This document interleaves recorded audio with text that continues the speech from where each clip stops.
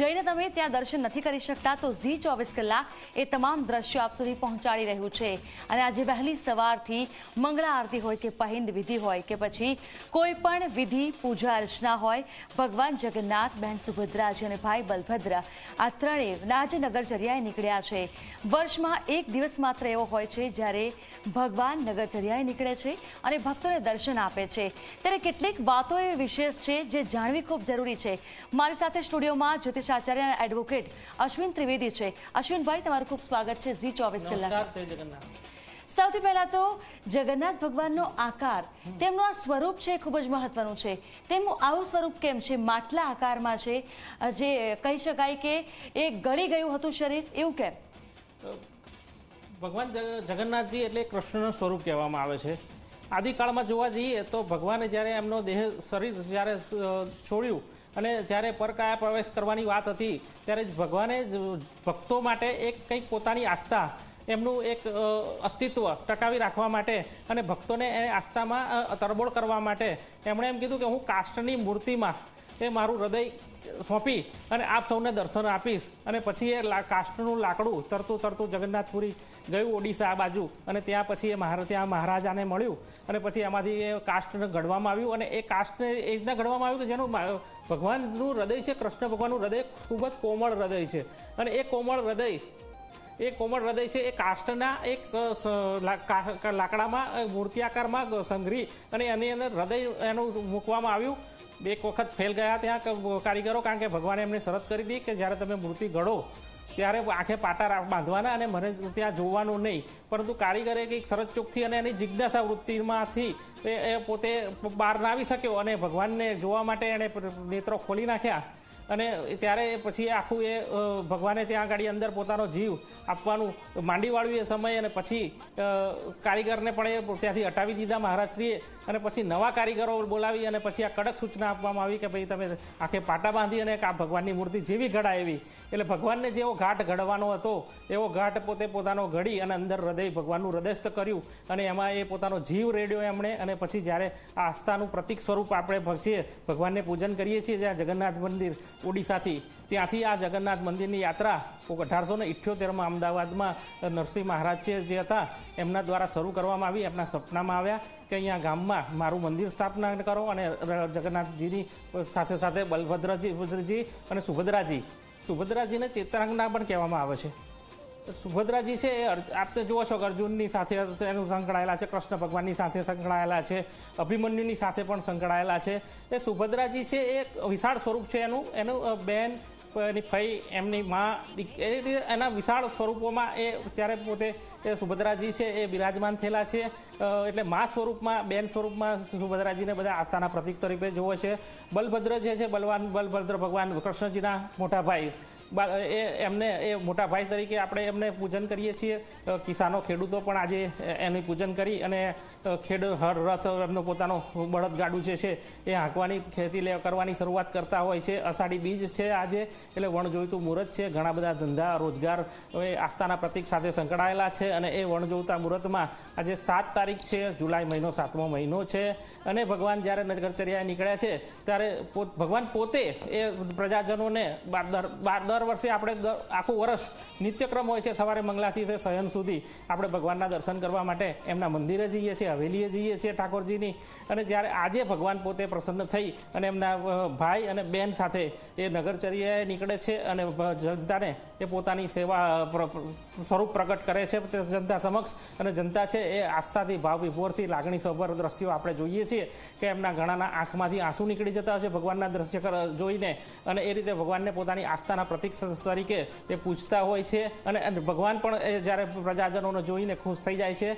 રથનો એ સ્વરૂપ એટલે હાંકવું, રથ એટલે આગળ વધવું, આગળ ધપવું, એટલે દરેકના રોજગાર છે એ આગળ જે વધે, દરેકના જીવન આગળ વધે અને જીવનમાં પ્રગતિ કરે એવા ભગવાનની જે પાવન પરિક્રમા કરવા માટે જ્યારે નીકળ્યા હોય ભગવાન, અને એ સમયે આસ્થાને પ્રતીક સમાન દરેક નાગરિક છે એનો લાભ લે છે અને પોતાના જીવનને આ રીતે રથની સાથે સાથે આગળ ધપાવવાની પ્રયત્ન કરે છે। ક્યાંક પોતાનો વિકાસ એમાં સમાયેલો હોય છે, કોઈકની આસ્થા સમાયેલી હોય છે અને કોઈકને ધંધા રોજગારની કોઈ એની માનતા રાખેલી હોય કે ભગવાન મારો ધંધો રોજગાર આગળ સારો ચલાવે તો હું આપના નગરચર્યાએ આમની સાથે નીકળીશ, તો એ રીતે પણ જોડાયેલો હોય છે। ભજન મંડળી પણ જોડાયેલી હોય છે, બાળ યુવાનો પણ જોડાયેલા છે આમાં, અને મહિલા મંડળના સભ્યો પણ એમાં જોડાયેલા છે. અખાડાના કરતબ કરતા એ લોકો પણ એમાં આસ્થાના પ્રતીક સ્વરૂપે પોતાના કરતબ દેખાડતા હોય છે કે પોતાના જે વિકાસ થાય એનો, આ કરતબનો, અને દુનિયા સમક્ષ પોતે પ્રસિદ્ધ થાય એવી આસ્થા અને સાથે એ ભગવાનના રથની યાત્રા સાથે સાથે જોડાય છે.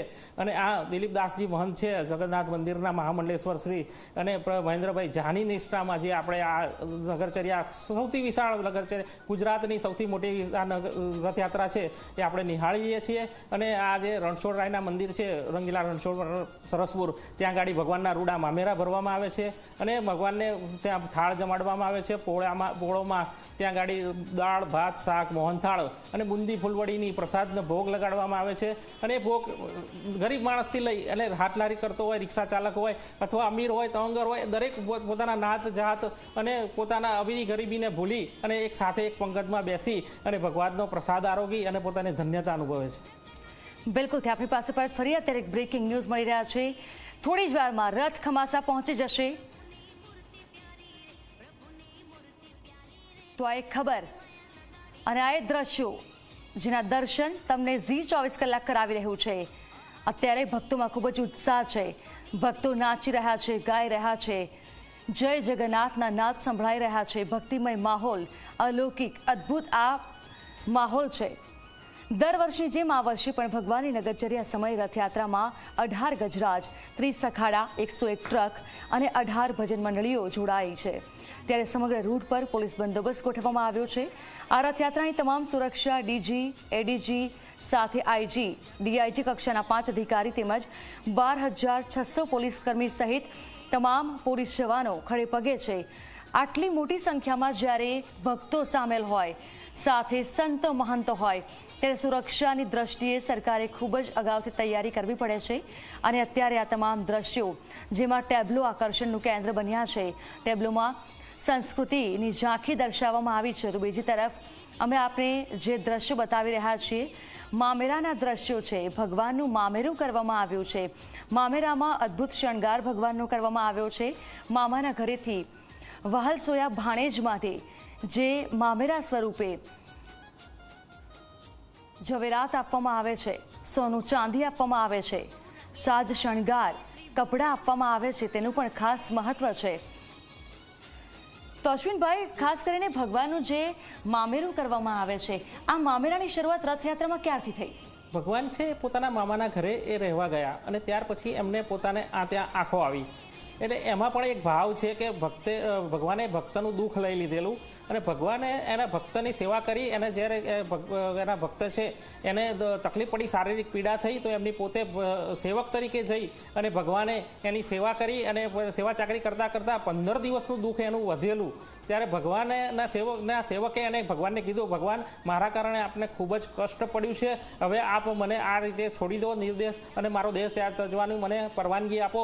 ત્યારે ભગવાને કીધું, ભક્તને કીધેલું કે હું તારા 15 દિવસનું દુઃખ છે એ હું લઈ લઉં છું. અને એના કારણે ભગવાનને શરીરમાં તાવ આવી ગયો, આંખો આવી ગઈ, અને એ પછી ભગવાન બીમાર પડ્યા મોસાળમાં. અને ત્યારે એને ભગવાનને આંખ પર પટ્ટી બાંધી અને મોસાળમાં રાખવામાં આવે છે. રથયાત્રાના 3 દિવસ પહેલાં જ્યારે ભગવાનને પરત જ્યારે નિજ મંદિરે લાવવામાં આવે છે, તો એ સમયે ભગવાન મામાના ઘરેથી નીકળતા હોય તો મામા કદી કોઈ દિવસ ખાલી હાથે ભાણેજને જવા ના દે. તો એ મામેરાની સિસ્ટમ, પ્રથા અને રૂઢિ એ વખતથી શરૂ થઈ, અને ભગવાનનું મામેરું ભરવાનું શરૂ થયું. અને ભક્તે ભગવાનનું મામેરું ભરવા માટે પછી તો લંગર લગાવી દીધી, લાઈન લગાવી દીધી, વેઇટિંગ છે. આજે 10-10, 15-15 વર્ષે એ જ્યારે નંબર આવતો હોય ત્યારે એ ભગવાનનું મામેરું ભરવા માટે જે પણ કોઈ દાતા આવતો હોય છે તો એ પોતે ભાવ વિભોર બની જાય છે, ધન્યતા અનુભવે છે. અને એનો આખા પરિવાર એમાં એ ભગવાનની આવી મામેરું ભરી અને સેવા કરવાની ધન્યતા અનુભવે છે.